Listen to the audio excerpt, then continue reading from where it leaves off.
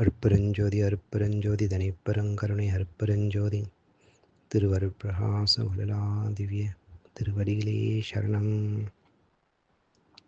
வணக்கம். இன்றைக்கு நாம் சிந்திக்கக்கூடிய அகழ்வரிகள் 35, 36.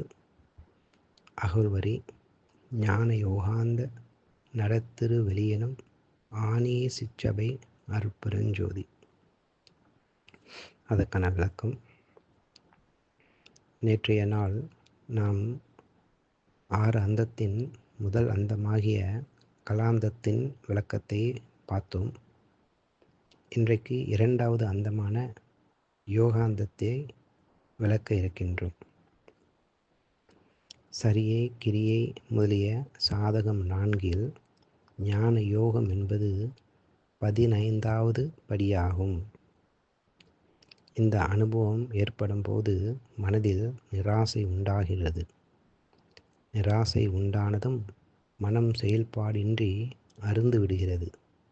மனம் அறுப்பட்டவுடன் இறை அனுபவம் தோன்ற ஆரம்பிக்கின்றது.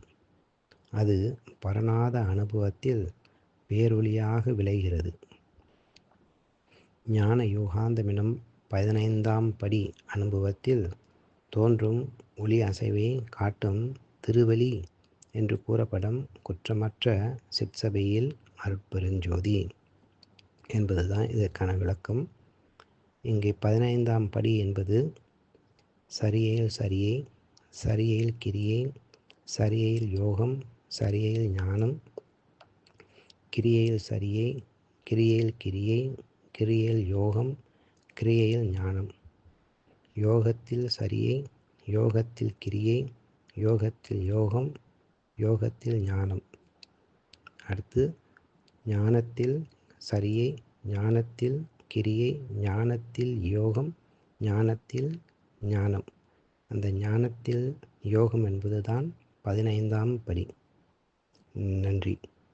அருட்பெருஞ்சோதி அருட்பெருஞ்சோதி தனிப்பெருங்கருணை அருட்பெருஞ்சோதி திருவருட்பிரகாச வளலாதிவ்ய திருவடிகளே சரணம்.